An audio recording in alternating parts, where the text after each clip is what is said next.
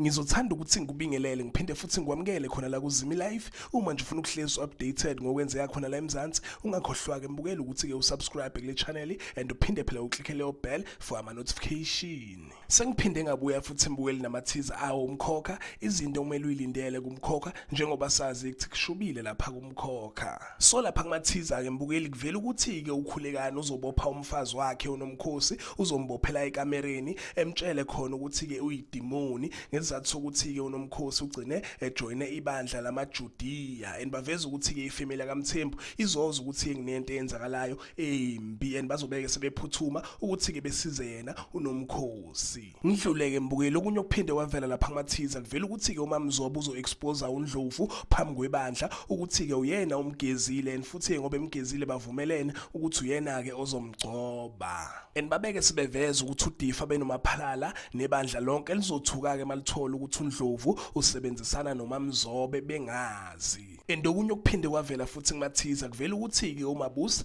uzotshela-ke uSiphamandla ukuthi-ke unamaphupha amabi, uphupha igazi eliningi. And okunye okuphinde kwavela lapha kuma-teaser mbukeli baveza ukuthi-ke uMaMzobe uzobhoreka and futhi-ke uzocikeka uma-ke etshela uDifa ukuthi-ke unokubonga ukhulelwe ingane yomfana and futhi-ke noMabusi ukhulelwe.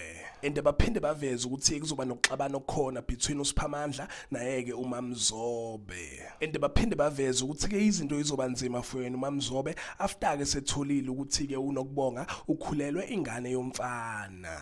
Ngiwavala lapha-ke mbukela ama-teaser ethu Umkhokha, ngizophinda futhi ngibuye namanye ama-teaser ngu-update izinto nje kumele uyilindele lapha kuMkhokha. Cetha ungakhohlwa-ke nje mbukela ukuthi-ke ulike and usubscribe. Ayingithi-ke nje danke ngiyazibongela.